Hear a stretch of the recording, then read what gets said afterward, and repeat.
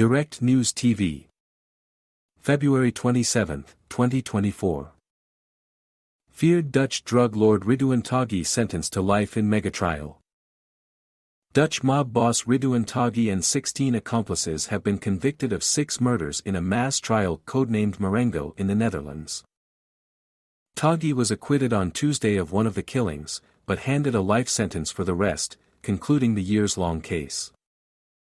Since being arrested in Dubai, and then extradited, in 2019, the now 46-year-old has been held under maximum security in the Netherlands. Held in a fortified Amsterdam court known as De Bunker, patrolled by drones and commandos, the trial marks a first in Dutch criminal history. Everyone involved, from law enforcement to the forensics team, has been kept anonymous.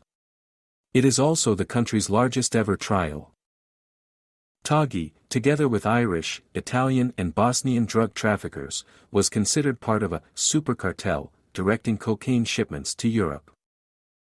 He was also blamed for a series of high-profile assassinations, including of the country's top crime journalist Peter R. de Vries, which rattled society, leading certain observers to dub the Netherlands a narco-state. Safe haven for organized crime. In the 1970s, Amsterdam's Chinatown was ground zero for heroin arriving from Southeast Asia, until a gang war brought police attention to their operations. Cocaine appeared in the 1980s on board vessels from South America.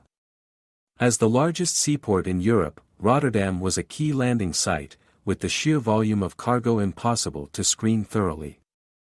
Since the 1990s, the Netherlands has also been the world's foremost manufacturer of the party drug MDMA. We have great logistical infrastructure, we have global reach because of the port of Rotterdam, the port of Amsterdam, and of course, Schiphol Airport, said criminologist Jarin Eski from the Vrije Universiteit, VU, in Amsterdam. We have a super diverse society with connections throughout the world through family, friends, you name it, and we also have a very good financial infrastructure that makes it relatively easy to get your drug money back into the legal economy. All that together created the perfect breeding ground for the Netherlands to become this safe haven for organized crime.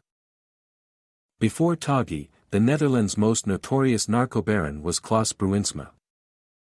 Constantly wearing black suits and lecturing his men on the importance of a healthy diet earned him the nickname, the Preacher. In the 1980s, he invested in Amsterdam's red light district to launder his money, and kept photos of senior police officers in compromising situations. Bruinsma was implicated in the murder of his own bodyguard, kickboxer Andre "Bulldog" Brilman, for allegedly cheating him. Brilman was beaten with bats, dismembered, shot in the head, encased in concrete then dumped in a river. In 1991, Bruinsma was gunned down by a police officer turned hitman hired by a crew of ruthless Yugoslav mobsters. Who is Taghi, and what did he do? Taghi was a leader of the so-called Macro Mafia or Moroccan Mafia, a misnomer since the gangsters also included Chileans, Dutch Antillians, and even Poles. Taking advantage of the same logistics and distribution network his immigrant family once used to import cannabis from back home, Taghi built a cocaine empire. Anyone getting in his way suffered a shortened life expectancy. In 2017, one of Taghi's henchmen accidentally killed a childhood friend in a botched hit. Unable to live with the guilt, the man surrendered to the police. But his status as a Crown witness was leaked and his brother was shot dead in his office by a hitman pretending to be a job applicant. In 2019, his lawyer Dirk Wiersum was gunned down outside his home. Taghi was extradited from Dubai later that year, but the killing spree continued. In 2021, famed reporter De Vries was shot 5 times after leaving a TV studio in Amsterdam. De Vries had been serving as an advisor to the Marengo case. He died a week later.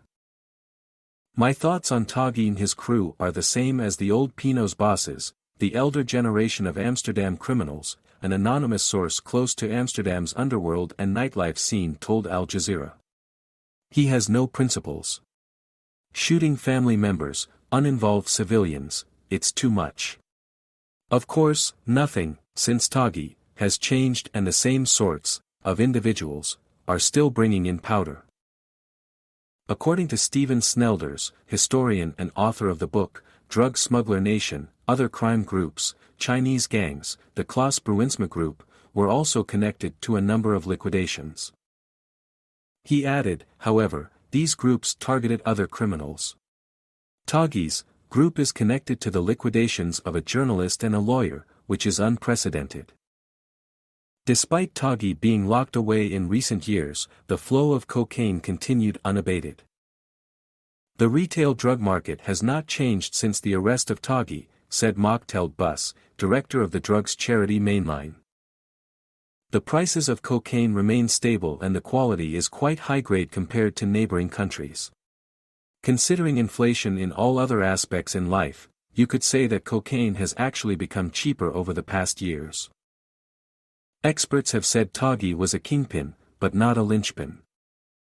Even if you remove individuals, whether on the top or in the bottom, this system seems to be self-sustaining, said Eski. It doesn't seem to matter what approach is taken, they know how to adopt, evolve and overcome again, and I think that this has to do with decades of integrating as part of the legal economy. There's so many youngsters who've been born and raised in neighborhoods where they're marginalized by Dutch society, who just don't care anymore, who are easily recruited, and everyone is replaceable, disposable. Other people will fill the void. In January, Amsterdam Mayor Femke Halsema called for an end to the war on drugs and urged to consider alternatives, such as the legalization of cocaine. But there does not yet seem to be enough appetite for such drastic measures, even in famously liberal Dutch society. Other people will fill the void, but there's no reason not to keep arresting them, said photojournalist Toon Voeten. Narco-trafficking is a serious crime, exploiting a weak spot in humans, the need for kicks and excitement. I think people involved should be arrested and punished. You should give a signal that society doesn't accept this. You can never root out the problem of people using drugs, and organized crime, but you can only keep it a little bit in control. But although Eski also expressed a degree of skepticism towards legalization, he warned a hardline approach could be counterproductive. These youngsters that are recruited, for example, to take the drugs out of containers in ports, they have an ethnic minority background, Moroccan, Turkish, and if these hardliners want more security, what I expect that's going to mean is there's going to be more policing of specific ethnic minorities and ethnic profiling, he said. And the more you profile, stigmatize and exclude youngsters, the easier it becomes for organized crime to recruit these child soldiers for their disposable army.